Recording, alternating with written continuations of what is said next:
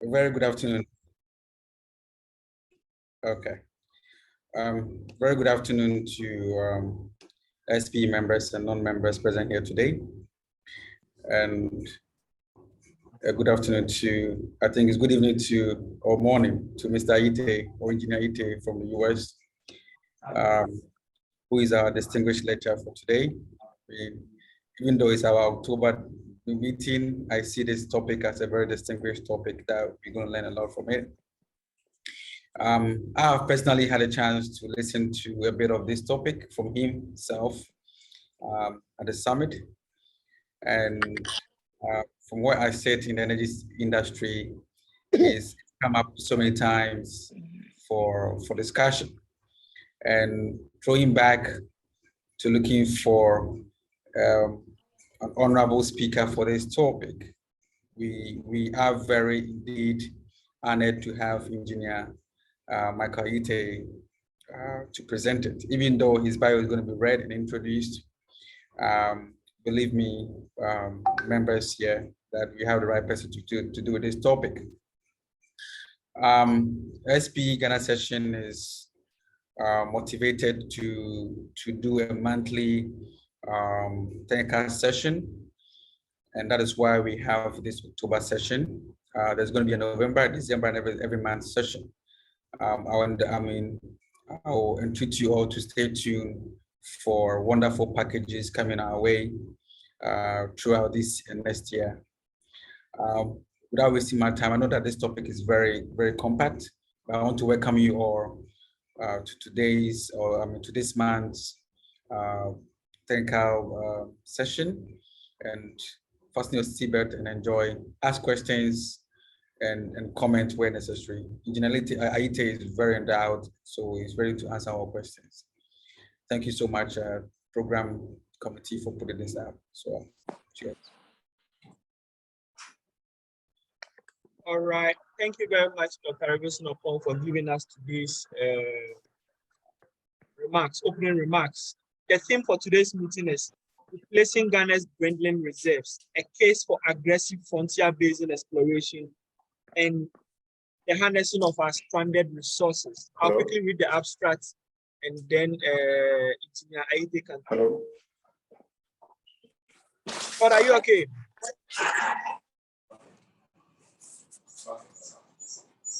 Hello, moderator. Okay, so the abstract reads, the national petroleum, oil and gas reserves is undergoing consistent depletion by the day due to the production of oil and export of gas from our three main fields, the Greater Jubilee, the 10, and then the Sankofa Dynamic. The Jubilee is estimated to have already crossed the 50% mark. Plans to bring on the deepwater Tanoke 3 points, the acre-operated one, has delayed over the last 10 years. Just a minute. Yeah. Over the last 10 years, the rate of exploratory drilling globally and nationally has slowed down. Within the same period, several oil and gas discoveries offshore Ghana have remained undeveloped, being either captured or stranded. Meanwhile, an estimated 70% of Ghana's sedimentary basin cover can be classified as frontier, as against relatively very prospective basins within the Gulf of Guinea. What can we do as a nation to turn the tide and improve the situation? Profile of speaker, Mr. Michael N.A. is the manager for exploration and appraisal of the Ghana National Petroleum Corporation. He is also the project manager for the Inland Botian Basin project in Ghana. Prior to this current appointment to these positions, he was the Chief Operating Officer of GMPC Exploration and Production Company, SPLOCO, a subsidiary of GMPC. Michael started his career at GMPC as a geologist in 2004. Prior to that, he spent several years working as a teaching assistant at University of Ghana and as a mineral explorationist with a gold exploration company in Ghana. Michael holds a bachelor's degree in geology from the University of Ghana and an MSc degree in petroleum geoscience from the Norwegian University of Science and Technology. He's a part-time lecturer for the petroleum geoscience program at the SIN department of the University of Ghana. Michael has served on various committees established by GMPC, the the Ministry of Energy, and the government of Ghana because of his knowledge of the upstream industry in Ghana. He has presented technical papers and featured on several expert panels discussions in Ghana and at the international level. Over to you, Mr. Michael Ayibu. Thank you.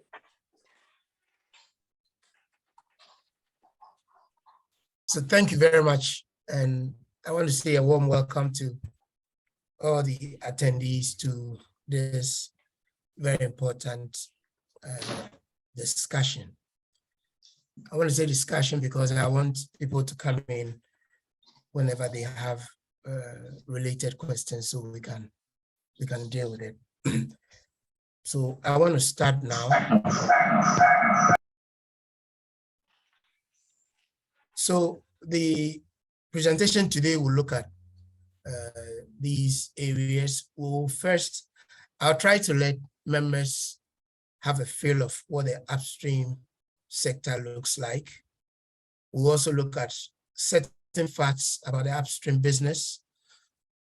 A lot of us have knowledge about Ghana's upstream sector, but there are key things that we have put aside and are expecting certain things to happen, which may not happen if we don't wake up to the issues that are coming up.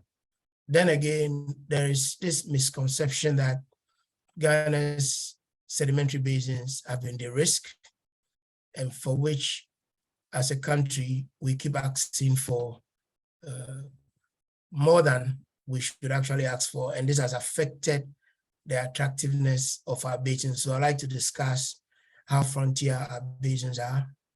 Then we look at what our national resources are, how fast are they being depleted, and how slow we're catching up with replacing the reserves.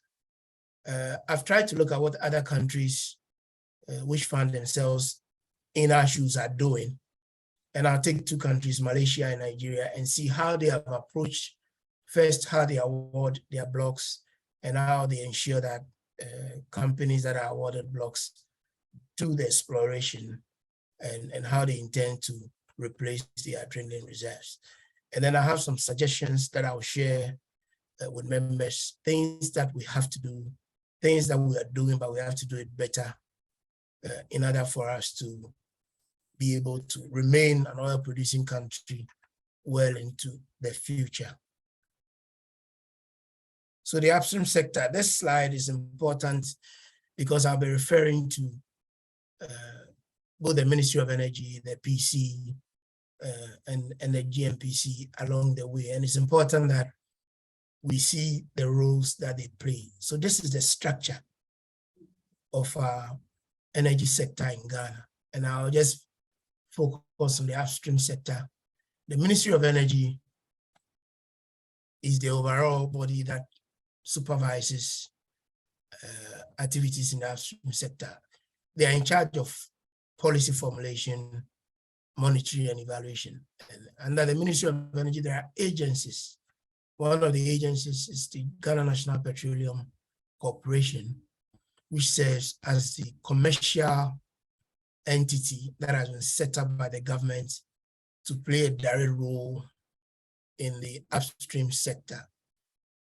Then there is the Petroleum Commission, which is the upstream regulator. The Petroleum Commission ensures that the players in the industry follow the laws of Ghana and meet their obligations and whatever is structured within their petroleum agreement. These two entities are very, but then we have the Ghana National Gas Company that is in charge of the gas sector, recently made a gas aggregator and all of that. These parties are so important in the way the industry is structured.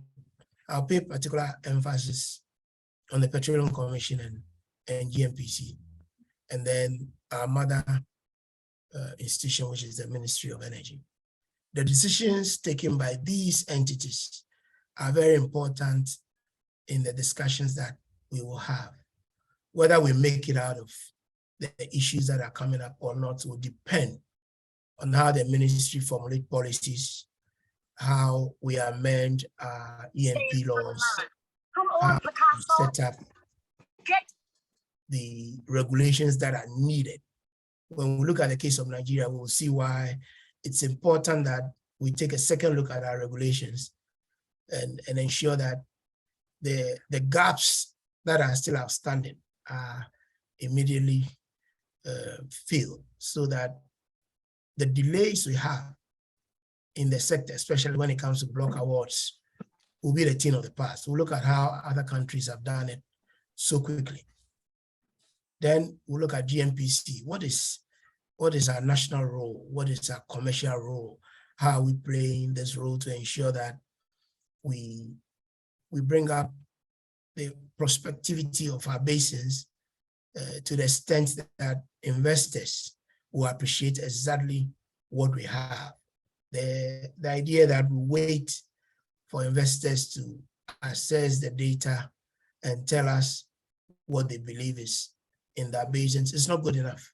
And other countries have tried to change that so that they can fast track the duration between block awards and exploration drilling.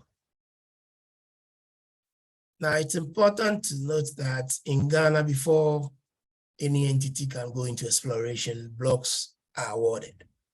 And there are three ways in which we award blocks in Ghana. First is through authorization, which involves just the national company. If GMPC wants to do EMP activities in an acreage or a block, the law allows the minister to award the block to GMPC through authorization. And this is not, it's not so different from petroleum agreement because it still has to be ratified by Parliament. Then there are direct negotiations where a company or an entity can just write to the ministry, express interest in a block. And if the ministry finds it attractive, we'll invite the company for negotiations with the Ghana negotiation team. There is also the competitive bid rounds, which Act 919 prefers, especially for blocks that are very attractive. The law prefers that we do competitive bid rounds so that we'll make sure we get the right proposals before blocks are awarded. Now, when blocks are awarded, it is managed through work obligations and relinquishment. What that means is that when the ministry awards a block to an entity, the petroleum agreement that covers that area, we include a work obligation, which is normally divided into three phases. There's an initial period where you, based on the data available on the block, you may either have to acquire new 3D seismic or reprocess an existing one, drill a well, and then elect to go into the next phase and also drill a well, and then the final phase, also drill a well. Sometimes the initial phase may not include a well, and that may be based on the work that has been done prior to awarding the block. There is also a relinquishment provisions in the petroleum agreement. These provisions are necessary to ensure that one entity does not hold on to the block forever. So when a block is awarded, the size may be 1,000 square kilometers. Then the government includes a relinquishment provision, which ensures that after a defined period, part of the block is relinquished. That is, it is taken back by the government after you have done some work on it, so that that area can be awarded again. And these are all covered in part of it in the petroleum agreement, in the Act 919, and also in the regulations. However, over the years, we've seen that companies have explored, some have made discoveries, and as we'll see later in the presentation, not all the discoveries that were made in the past have been developed. That means not all discoveries have moved from the exploration stage into appraisal and development stage. Some of them have found themselves captured, which means that they are within a block that has been awarded, but the operator is not progressing work on that discovery. And that's what we mean by the resource has been captured. There are also those that are stranded. What it means is that the discovery was made in the past. The operator did not continue to work on it, so it was relinquished and it has not been re-awarded. So it is somewhere and no work is being done just because it's marginal or maybe heavy oil or gas. It remains stranded. These are all national resources that we are not taking advantage of. And also remember that when a block is awarded to an entity, the exploration period is 7 years.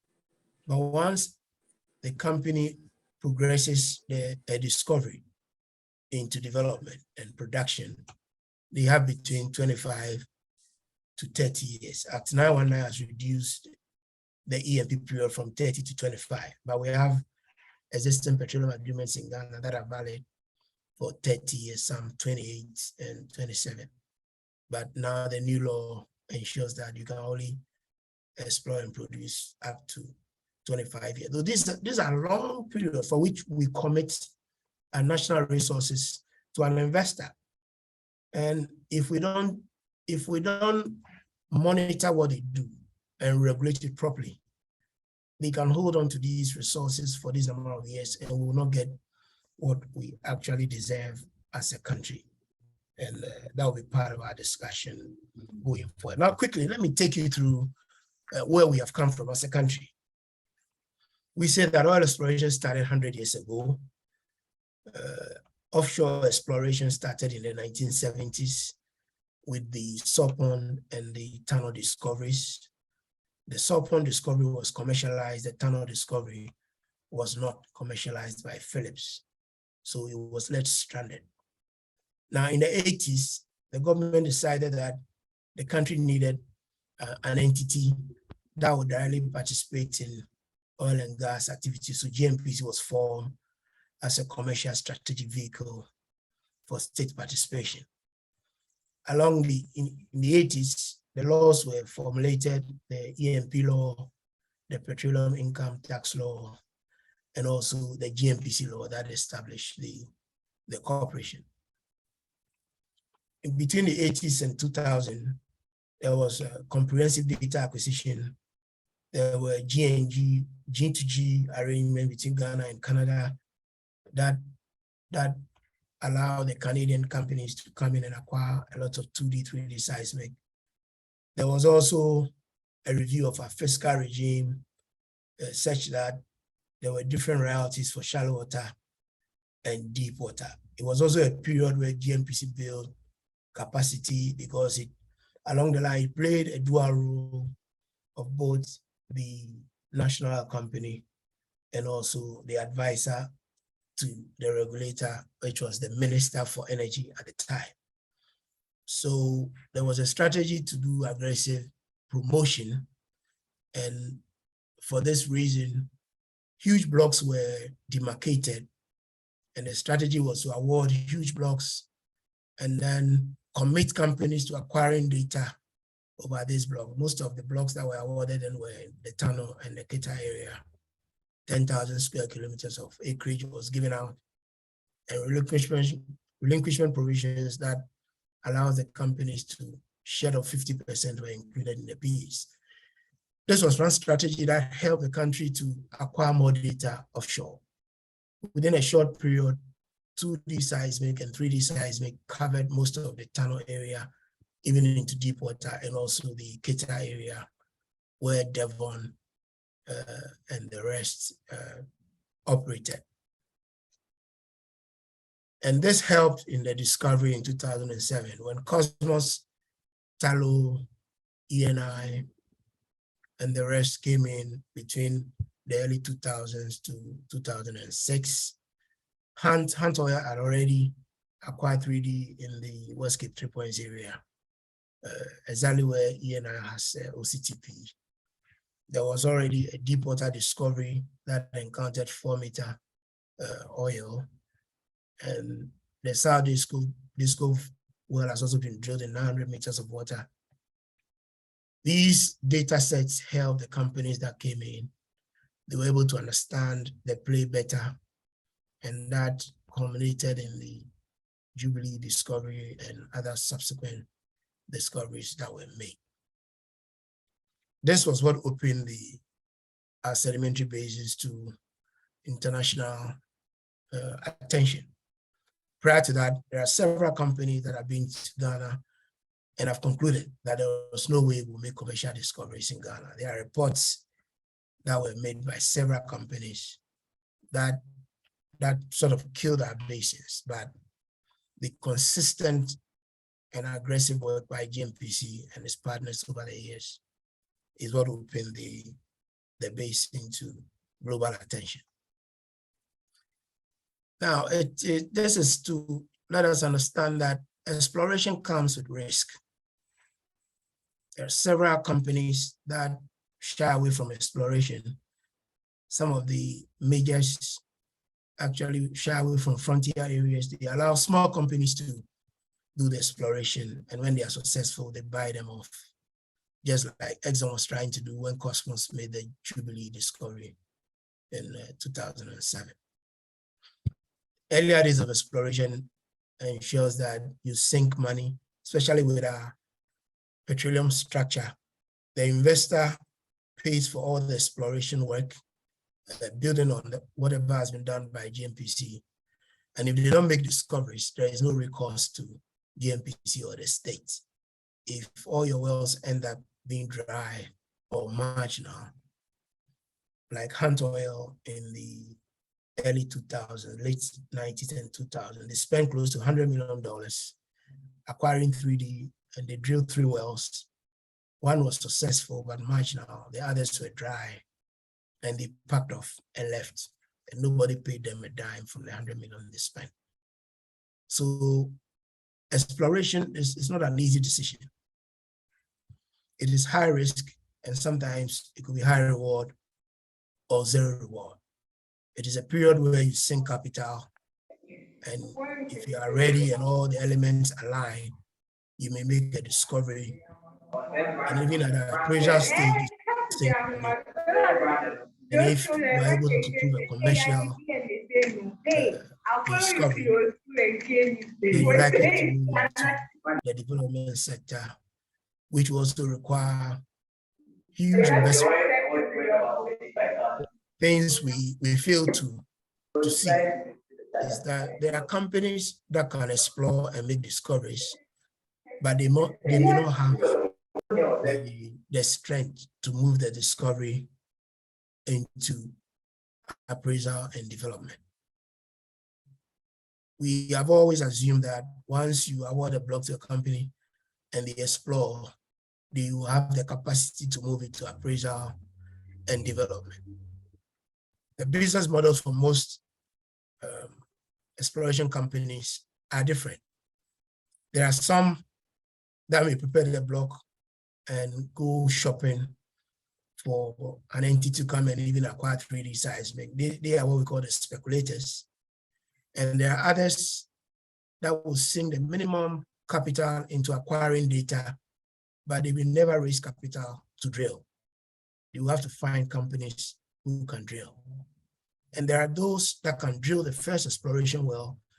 If they make a discovery, you have no intention of moving into development because they don't have the capacity, and they will need other companies to come in and do that. If we fail to classify companies properly into what they really are, like we've done in the past, then you're going to have companies that will sit on your block for many years, and they will not be able to progress it to where you want it to be. This is where other companies have tried to change the model through which they award blocks, and we'll see how the Malaysians do it as I go. So we need to understand the stages and processes and try and align to companies that we award blocks to. There is no point assuming that any company you award a block to will move it from exploration to production. Once you know exactly who you're awarding it to, you know how you structure your petroleum agreement so that they don't sit on it forever. So from the exploration history, to where we are after Jubilee discovery. 23 oil and gas discoveries were made in our sedimentary basins.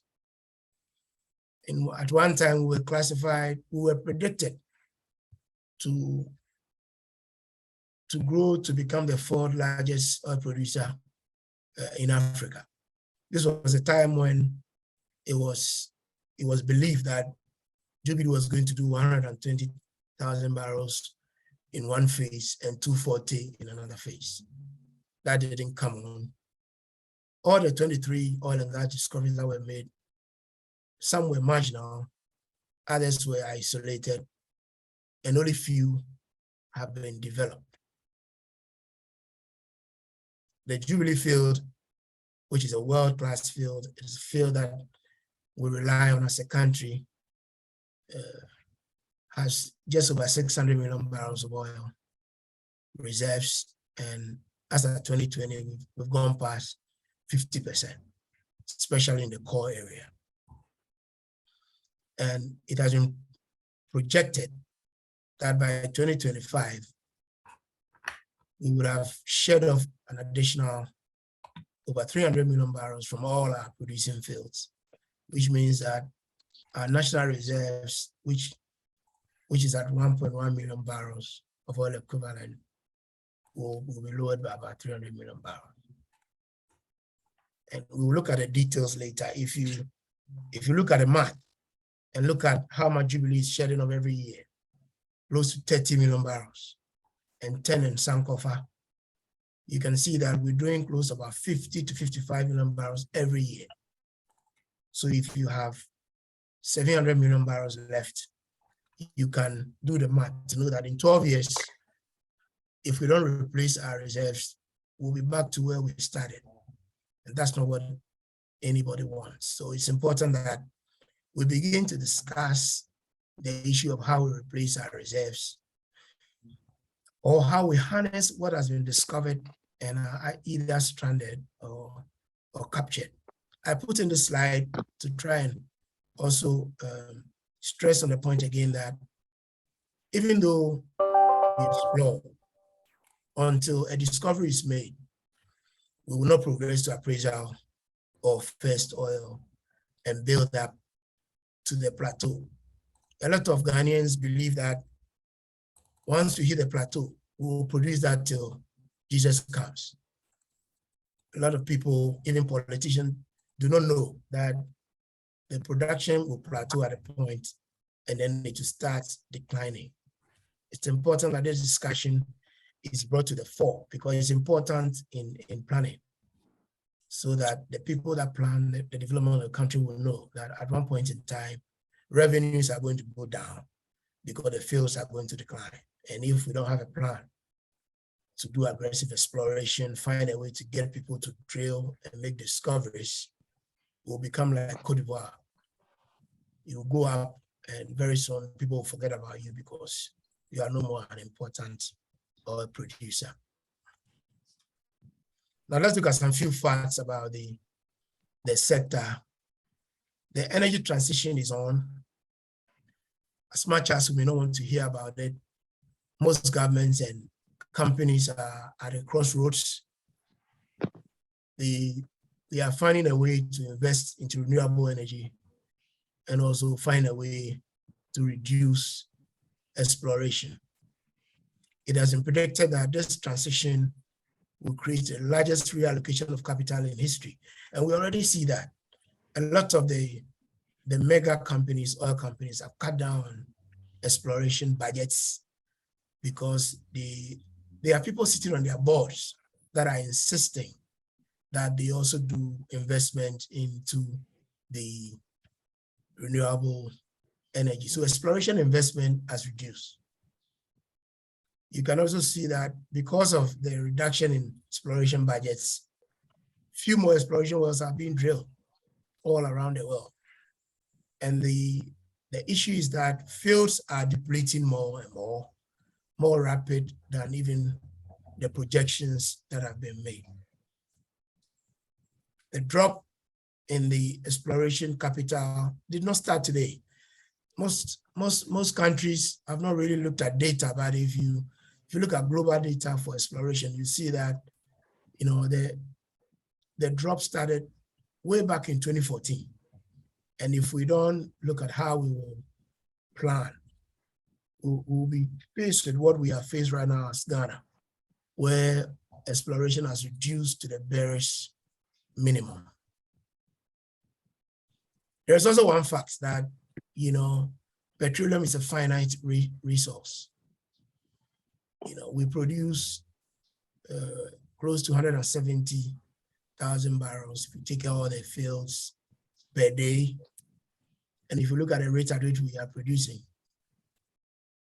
we are not getting a replacement in the ground because petroleum generation or petroleum formation and generation took millions of years to take place. So we need to have that in mind, that one day, what we've already discovered, if we don't discover more, it will go away. And we should be encouraged because if you look at ownership of oil and gas resources around the world, the IOCs only have 12% of global ownership of oil reserves, only 12. The biggest shares are with national oil companies, or what we now call international national oil companies, like the Equinor, the Petronas, the Petrobras that are going out of their country and making discoveries in other places. So we should know that if we have a proper plan and we explore, there's a chance that as a country, we can improve on our reserves and become part ownership of resources around the world. Now I look at our sedimentary basins. Ghana has 4 main sedimentary basins. We have what we call the Voltaire Basin, which is the inland basin that stretches from the south all the way to the north. Then we also have the Tano Basin, which has a very small onshore expression and also extends offshore to the west. Then the Sopon Devonian Basin, which is only seen in the offshore area to the central part of our offshore area. Then the Accra-Kita Basin to the east, that also has an onshore expression and stretches all the way through Lome to western part of Nigeria. Now, there are frontier basins are characterized. And one of the characteristics is that if there's a basin where very little exploration has been carried out, it is referred to as a frontier basin. So if you look at Voltaire Basin, where exploration activities are very little, and in some places not been carried out at all, until recently when GMBC started acquiring 2D seismic, data coverage was minimal or even non-existent. So Voltaire can be classified as a frontier basin.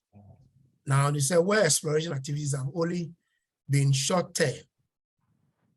So if you take a basin like the Kita Basin, where exploration has not covered the whole area, we don't know so much about the Kita Basin because just about 15 wells have been drilled in a basin that, in terms of size, rivals Tano Basin. So even the Kita Basin can be classified as a frontier basin, especially the deep water section of Kita. Now, a basin with low or very low level of knowledge, Voltaire, Kita Basin, and all the ultra deep areas of Ghana are frontier. Now, if you take the shallow water tunnel area, several wells have been drilled in that area, but most of them have been discovered and classified as marginal. So it also fits into the classification that says that basin with low total resource volume can also be classified as frontier. And then finally, basins with no large prospects or very low possibility of success. So Voltaire, Tano, Sopon, and Tano Ultra Deep all fall into the classification of a frontier basin. So that position that our basins have been de-risked is a fallacy. solely in the Tano Basin, where well drilling per area is low. For the rest of the basins, is high. If you take Keta Basin, for instance, you have to take about 3,000 square kilometers of an area to see one well. And that is not good enough. I mean, you look at the Vorten Basin, over 100,000 square kilometers is just one well. The Sopon Basin has about 19 wells, but it's also a huge area, and very little is known in the deeper section, except the Sopon High. The Tano Basin, we recently drilled a dry hole, even in the deep water section, which tells us that there is still a lot we don't know about the Tano area. So we should begin to change our minds about what we believe our basin is, so that we can have proper strategy on how to move them to the frontier, from the frontier stage into a stage where a lot more information is known, and that informs how we market it. Because if you go out to the markets, to the international conferences, and project the basin as if they are all Jubilee, and therefore you want 12% royalty and you want 20% GMBC carry, you are shooting yourself in the foot. All right, because next door neighbor, Cote d'Ivoire, you wonder why ENR signed 5-6 petroleum agreements in a short term, because Petrosi continues to hold 10%. All right, and therefore investors are looking at areas where they can grab something that brings them a higher return for the high risk that is involved in doing exploration in this area. So we are not that pretty, and we need to understand that we are not that pretty. If we don't come to that realization, we will not find people to explore, and investment will move from our basins or our country into our competitors, who are finding a way to lower the bar a little bit and still get away with something substantial for their countries. Now let's look at exploration drilling over the years, so we understand where we are. If you take a look at the onshore tunnel, between the 70s to 80s, there were no wells drilled. Now, between 81 to 90, 11 wells were drilled onshore tunnel. Those were the Ghana. Then there were no wells in the next decade. Fusion came on the scene and drilled one well in 2001. And to date, no exploration well has been drilled again in the tunnel basin. Now, if you go to shallow water tunnel, offshore exploration started in the 70s. So there were several wells that were drilled in the first decade, the second one, and it started reducing. Before the 2000s, there were only 6, and 2001, 2010, only 4, and since then, no well. The last well was drilled by Talo, which was an appraisal well to the North Tunnel area, and that's it. That was in 2007, I think 6 or 7. No well has been drilled in the shallow water tunnel area, no exploration well. And even in this case, I have combined exploration and appraisal wells together, because in our law, appraisal wells are also classified as exploration wells. So there has been no drilling in the shallow water tunnel area, and an area where we have made several discoveries, both in the North Tunnel, South Tunnel, and West Tunnel. Yet there's been no drilling in that area. If you take a look at the deep water tunnel, this is where we have had several successes. You can see that very few wells were drilled in the beginning, but somewhere between the 2000 to 2020, exploration drilling increased up to 2020. And from 2020 to date, only 2 have been drilled. In the last 10 years or last 8 years, just about 6 wells have been drilled as exploratory wells. However, if you compare that to the blocks that were awarded between 2013 and 2016, That's about 15, 16 blocks were awarded. Yet just about 4 have drilled exploration wells to date, ENI, Springfield, and AGM. So we have awarded blocks, but we don't have consistent exploration drilling. And that should be a worry to those of us in the industry and also to the Ministry of Energy, Petroleum Commission, GMPC, and the state. That should be a big, big worry. Why is it that as we drill more wells, exploration wells are being cut out? And if you don't make discoveries, then you are going to fall into the area of not being able to replace what you are producing. So that's a challenge. Now, let's look at Sorpon and Accra Keta. Sorpon wells were drilled in the 70s and also in the 80s, and that has been it. Since then, there have been no exploration drilling in the Sorpon Basin. Most of the wells were drilled on the Sorpon High, and in the 85 to 87, the 3 wells were drilled close to the Sorpon High. Since then, there's been no exploration drilling, even for the Sorpon Basin. And when you go to Keta, I even added the onshore wells that were drilled there in the early 60s and 70s. And since then, there have been 1 or 2. And for the last 11 years, it's just been 2 wells for a huge basin as Keta. So we are not drilling exploration wells. That's the truth of the matter.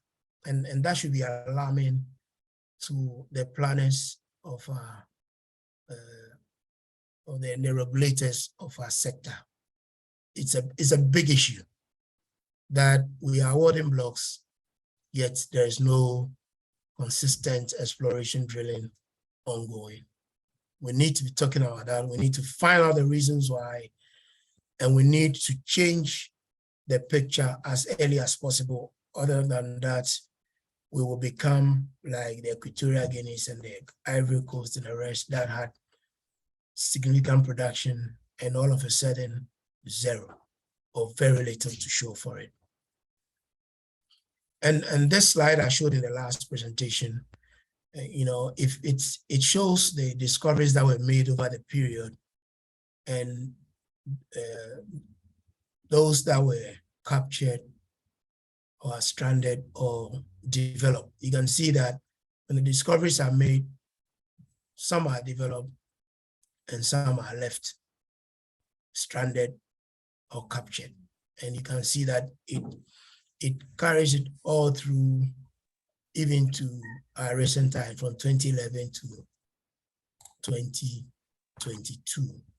And a lot of times we completely forget about stranded resources. We focus on those that are undergoing development. But it's important that... Mr. Ite, you have about 5 minutes more to wrap up. Okay, all right. Thank you. Now, I put in this so that we know where we stand. If you compare the countries with the largest oil reserves, when you look at this table, you see where we fit as a country. We are not that big compared to, say, Nigeria that has close to 40 billion barrels. We are just about 1.1 if you add our gas. Otherwise, we are just around 800 million barrels. And now, if you take a look at our 3 producing fields, and the 3 beautiful ladies that we talk about, Jubilee is past 50%, 10 fields is past 50%, and Sankofa Jinyami, if it's doing between 10 to 15, we just have 150 million barrels in place. It tells you that that is also being depleted as fast as possible. The Peckham field has not come on here to add to the numbers. But this is the picture as we say. And this even tells us that we need to redouble our effort. These are our national reserves and the rate at which the projections that have been made, that this is where we stand. If we don't replace it by 2025, we'll be down to just under 600 million. And if we are doing about 55 million every year, you can be sure that in 10 years from then, we'll be down to close to zero. Now, what have other countries done? Malaysia produced about 500,000 barrels per day. And over the years, they've seen their resources decline. So the strategy they've adopted is to just not award blocks to people. What they do is to classify the blocks and acreages they award into one that is purely exploration and has its own terms. Other blocks that has discoveries like stranded resources and that has its own opportunities. And they also award blocks that are late life producing assets. So they don't bundle them all together. And when they go to the market, they go with their best. They go out there with blocks from some of their prolific geological provinces. And if you look at the time it takes for Malaysia to award a block and to execute an agreement, it is so short. In the recent licensing rounds that they did, it went out in March 2020, and by February 2021, the blocks have been executed and companies are on the ground. Ghana did a licensing rounds in 2018, and in October 2022, we are still negotiating the petroleum agreements. 4 years down the line, we haven't signed it. That is not good enough, right? And if you look at the Malaysian example, before the blocks go out, there are internal studies that are carried out by the NOC, which is Petronas, and the regulator, which is Petronas. So a lot of work is done, and these are the entities that go out there and promote the blocks with different fiscal packages because they all present different opportunities. And what they do is that if an area is a frontier, it is not part of what is given out. They give out frontier areas under steady technical agreements. So if they give you, say, a Voltaire or Deepwater Cape 3 Points, it comes to different conditions. It will be a steady agreement or technical steady agreement where the company is allowed a period of time to acquire the necessary data, understand the area before they submit an application for a PSC to be executed. And that presents clear message to the investor that I have time to understand this. I will not be rushing to an area and after acquiring the 3D, I begin to sit on it because I've just seen that it's not good enough. And it allows the country to also plan that these areas, these acreages will take off and others will follow in the future. And this is an area we need to study. And Nigeria, what they've done in the last 20 years is to look at all the weaknesses in their laws and come up with this Petroleum Industry Act that is very comprehensive. It has taken them a long time, but it has come at an appropriate time to deal with issues that they've faced over the years. One of the key things they've done is to introduce what they call the Frontier Exploration Fund. So they have their prospective basins. They also have frontier basins. And they have introduced a law that ensures that 30% of the profits of the national oil company, which has now been moved from a corporation into a limited liability company, 30% of their profits are put into that fund just for frontier exploration. So they have a plan that as they deplete the prospective basins, there is money to fund exploration in the frontier areas so that they can also come up along the way. The law has also come up with what they call the Host Community Development Trust Fund. So for example, we are exploring in the Voltaire Basin, but we don't have a law that deals with community issues because of the issues they have had with all the terrorist activities. The law deals with how the community exploration is done, and it puts away money to help deal with those issues. Recently, they awarded marginal fields to Nigerian companies, and they are built on what happened in 2002, where marginal fields were awarded to cronies of government officials and the rest of it.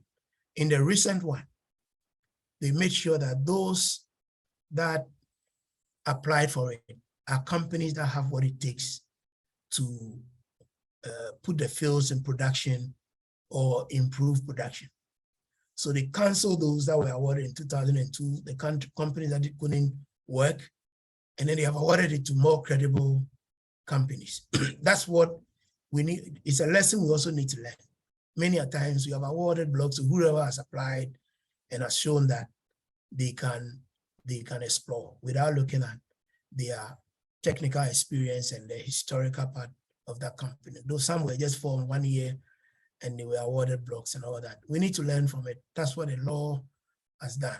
We have a law that classify what an operator, skills operator should have, experience they should have, but sometimes we have softened it just to favor a few. And that's a reason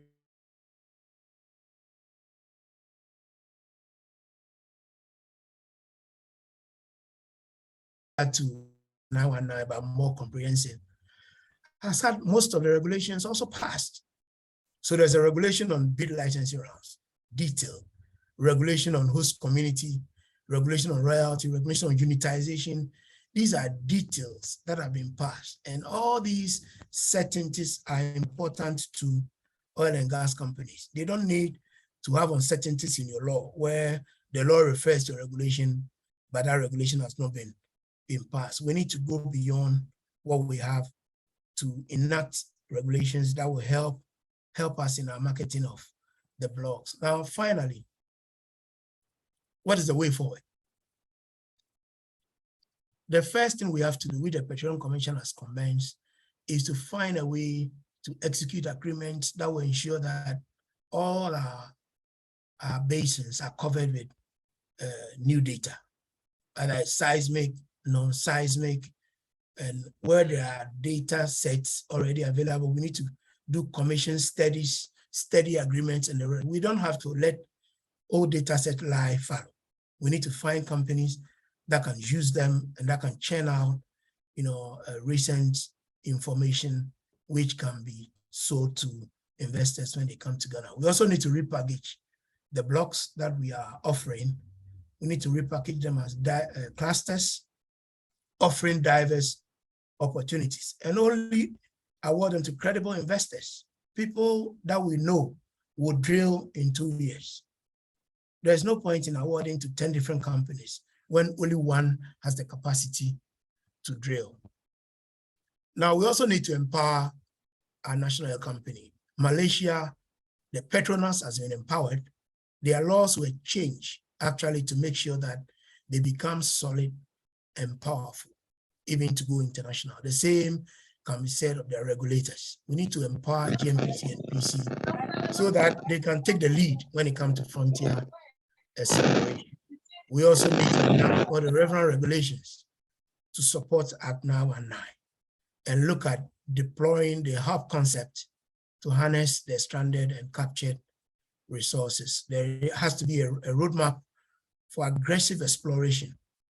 As a country, we need to have a target on how we want to replace our reserves.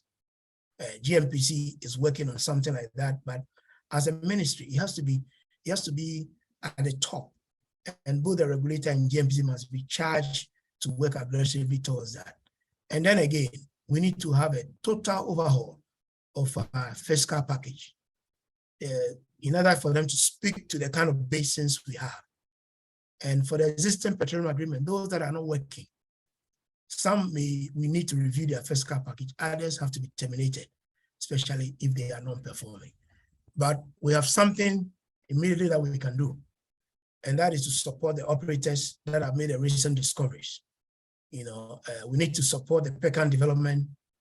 We need to support Eban and Akoma discoveries. We need to support the operator for Afina and Aplakuma. These are the ones that have been found in recent times.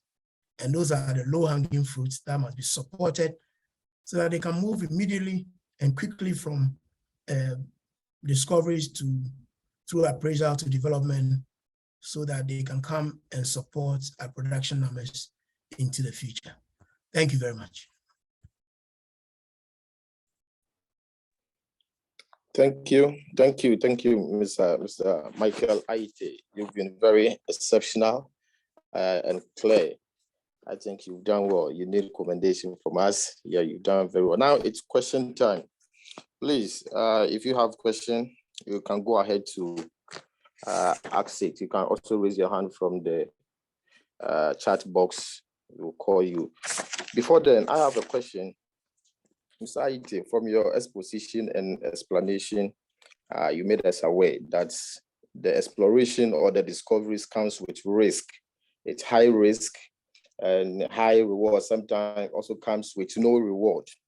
In this case, we have issues like the Springfield, Sankofa, and the Afina, the Sankofa and the Springfield issue. Yes, once we have this issue and we have a dwindling reserves, we have dwindling reserves, and we want more discoveries, more production, will this issue affect the international oil production and also our domestic one? What will be the effect that we have both domestic and international?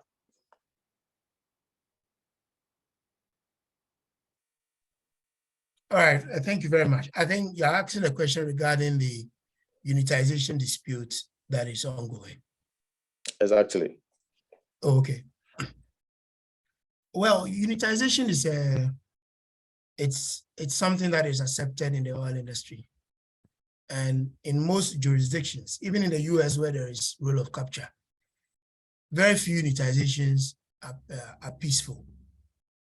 And especially in the case where you have one field producing another field in exploration, you are destined to have a dispute. It is not something that has been imposed on the parties, which is not in the industry. So people will look at it in different ways. For example, I know an operator in Ghana that is planning to drill a well close to another field that is producing, that is happy to do it because the minister enforced unitization. Because that operator is thinking that if I'm a small company and I have a prospect in my block, which clearly straddles another block, if the government is not going to do anything about what happens if I make a discovery, then I have no appetite to drill it. But if it's going to be something that will be talked about or something that will be enforced by the government, then I can also drill and see to it that I recover my investment. For the outsiders, what they need is a speedy resolution of this matter. The longer it drags, the more it makes them feel that like our laws are not very clear. And I think in that state, as a country, we have a lot to do, because I've looked at the Nigerian regulation on unitization, and it's simple and very clear. Okay, so what we need to do is to break down further, and I know the PC is working on something like that, so that when issues like this come up, both parties will see clearly what they are required to do and will not have to drag it like this has happened. But unitization is an accepted principle in the oil and gas industry. Thank you. All right, thank you. Please, the floor is open for questions and contributions as well. All right. Good afternoon, Mr. Good Michael. And that's a great presentation. I have two questions. When talking about the high risk and high reward, and you talked about a company coming to do some exploration, drilled some. Please speak up. I can't hear you very well. Can you hear me now? Yeah, it's better. Yes. When you're talking about the high risk and the high reward, you talked about a company coming to drill 3 wells. One, the commerciality was minimal. Then the other 2 were dry hole. So they have to food up and go. So I'm asking that, are there incentives in situations like this for these oil companies? Then my second question is, you were talking about for all our 4 basins, it's only one that is I mean it's the risk. So I'm asking that as a manager in GNPC, what is GNPC doing towards de-risking some of the 3 of our basins? Because when you go to the investor market, investors wants to come to a basin that is de-risk so that it will lower their risk of investment. So what is GNPC doing towards that? Thank you. All right, thank you. Thank you, my brother. So I referred to Hunt Oil when they came to Ghana, that they spent about $100 million in drilling 3 wells and acquiring 3D seismic. And you're saying that for a company in such a situation, what is the incentive? What I remember is that GNPC virtually begged them not to leave, because where they drilled the WCTP 2X well and made the 4-meter discovery. It's just some few kilometers from where ENI made a Sankofa discovery. And they are leaving Ghana was not a decision of the technical team. When they were going to drill the 3rd well, their management made it clear that if that well failed to encounter commercial resources, then that will it. They will have to channel their investment elsewhere. And the technical team drilled a very bad well. So it was an easy decision for the management to leave. I think if they had stayed on, the area would have been extended. They may have found Jubilee because they had that area of Cosmos also. But these are business decisions.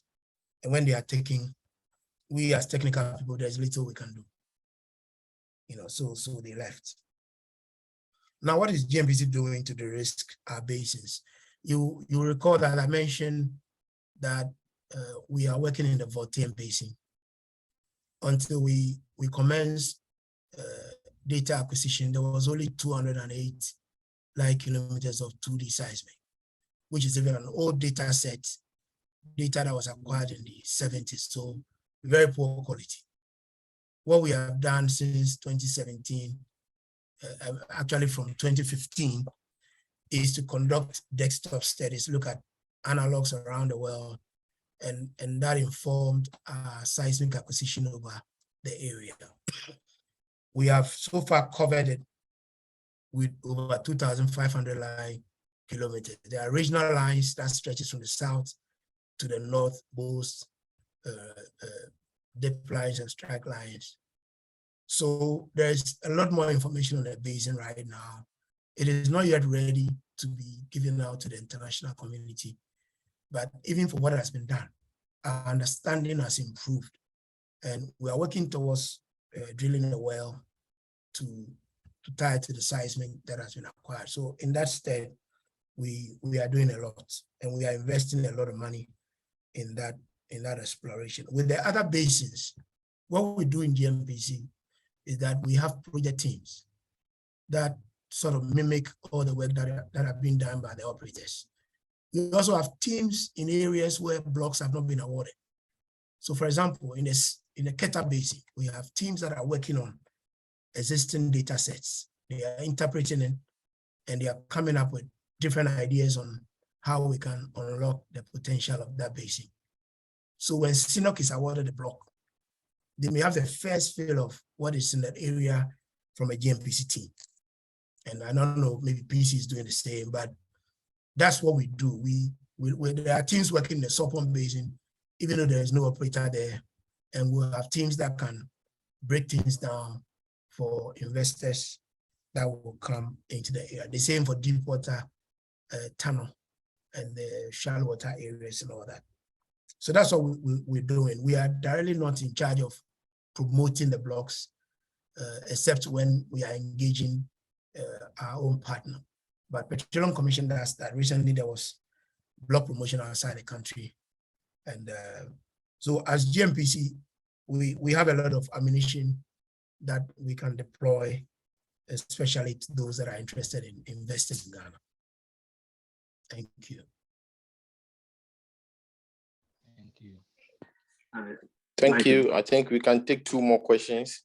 So If you are ready, you can come online and ask your question. Yeah, I wanted to know if there are any timelines for the wells that GMPC plans on drilling. Timelines for the well. Yeah. Well, before we drill a well, there are things that we have to do. Right now, within our internal projections, we're looking at either late 2023 or early 2024. But there are boxes that we have to check before we spud the well. But the planning and everything will be starting because it's going to be the first well in that isolated place. So it will take a longer period to plan and get it going. We're still acquiring data. We need to complete the data acquisition, and then we need to integrate it with our geochemistry data or the non-seismic data sets we have and see whether we can find a credible location. But we have identified several leads, but we will have to find a credible location that takes most of the boxes, not all the boxes.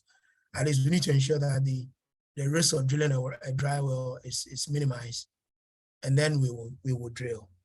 The data from the well is so important in our future exploration in that basin. So we are looking at drilling it. So latest 2024. Okay, thank you.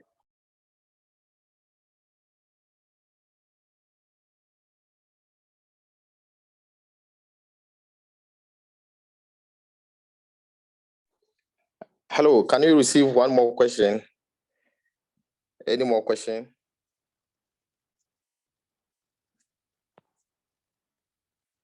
Hello, participants, can you receive one more question? Hello, Mr. Ite. Okay, let me Can I come ask again? one more. Okay, please. Hello. Hello, James, I'm you can go listening. ahead. Yeah. Okay. So, Mr. Ide, I want to know, so from the last time that you said is it 2018 that we signed petroleum agreement? I mean, these investors till 2022, as we speak now, they've not commenced exploration, but you compare this to Malaysia, that's in the same year that they opened up for bids. I mean, investors have taken up. So what is really the problem? Is it a fiscal system that is governing the upstream petroleum industry, or what is the actual problem that is making investors not to proceed with the petroleum agreement? Thank you. All right, thank you. So what I said was that we conducted competitive bid rounds in 2018. And as of 2022, we are still negotiating the agreements.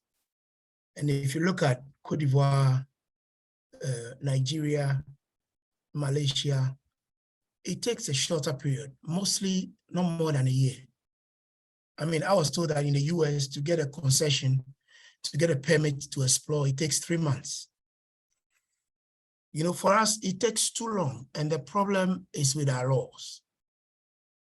Our petroleum agreement is a thick document. And in most countries where there are PSCs and the rest, they are very thin documents, very few pages. And the reason is that they have managed to put most of the articles in their laws. So when you come in, it's not that now they're going to negotiate a stabilization clause or negotiate a domestic oil requirement. All of that is put in the law. So it's only basic things like your area of the block, the coordinates, and the spell out the work program and the financial commitments, and that's it. If you have to supply oil to the country, it's in the law. So it's not negotiable. But for us, a whole lot is negotiable. Even in recent times, we have cases where the law says that when you are performing your work, and for some reason you are not able to complete, you have to pay an amount to GMPC to complete the work. It's in the law, yet we still have it in the petroleum agreement, and companies want to negotiate it, even though the law is clear that you pay to GMPC what it would take to complete the work, not how much of the money, the remaining amount that is unspent. So the idea of the regulations is to try and minimize this, but we haven't done a lot of work in putting most of this in the regulations so that our petroleum agreements will just be 10 pages, which we can sit and finish in 2 weeks. So that's where we lack, that's what we are lacking. And that's why we spend a lot of time, waste a lot of man hours negotiating everything. Because if you have companies like Exxon, Chevron, and people coming in, they will negotiate every line because they have good lawyers. And I've experienced it. When you negotiate with smaller companies, it's faster. But with these super majors, they will negotiate everything, and that's not good for us. We need to put more into the regulations so that once we award a block, we have 5 pages to sit and complete. And then quickly, the companies can get on the ground and work. So that's why I'm saying that we need to enact or to write up all the regulations that can support ADNA 19 so that it can reduce the time we take in awarding blocks. All right, thanks. Thank you, Mr. Iti. I think at this point, time is fast spent. We will try to end it here. Thank you with the explanations and the questions that have come. I think we can say that our neighboring countries like Abidjan, far away Malaysia, Nigeria, they are doing something that Ghana is yet to, learn from them. I think this also needs a strong stakeholder engagement. Now that we are lucky to have you at the forefront there, I think something good has to come from you in engaging the right people, GMPC, where you belong to, the Energy Ministry, the Petroleum Commission, yes, and the other regulators that are in the petroleum industry. Looking at some of the regulations we have, and the latter that you mentioned, the voluminous contracts, papers we have, it's not helping at all. So in brief, I think we need a lot of stakeholder engagement so that we can make our discoveries attractive to the market. Because if even we discover and it is the terms and conditions are not attractive, nobody is coming, and we have lost there. We have lost a lot of money there. So thank you a lot for availing yourself to take us through this technical meeting. We appreciate it a lot. At this point, I'll call on Engineer James to take the floor. Honorable James. All right, thank you very much, Lord. I'd like to take this opportunity to thank the presenter very much for honoring our invitation for this October technical meeting. It was very, very insightful, and I for one, have learned a lot. It will go a long way to shape my views about how the Ghana's oil and gas industry is in comparison to other countries. We can only encourage more discussions around the subject on our social media handles and then on our WhatsApp page as well. Just a few announcements, and then we'll bring this session to a close. On the 29th of October, we are supporting our diversity and inclusion women at the Lincoln Community School. We have a walk coming up over there where we will take a walk and then we'll exercise at the end of the day, just to raise the awareness for the breast cancer month. Again, on the 3rd of November, we have a technical session with our students, and then subsequently we'll have one for the general membership again. On behalf of the section officers and then our board of directors, I'd like to thank you very much, Mr. Michael Aite, for availing yourself and then for giving us this insightful presentation. Some people were asking whether your presentation can be made available, but then I think once we have the recording, that should suffice. Once again, thank you very much. And then, guys, please do have a good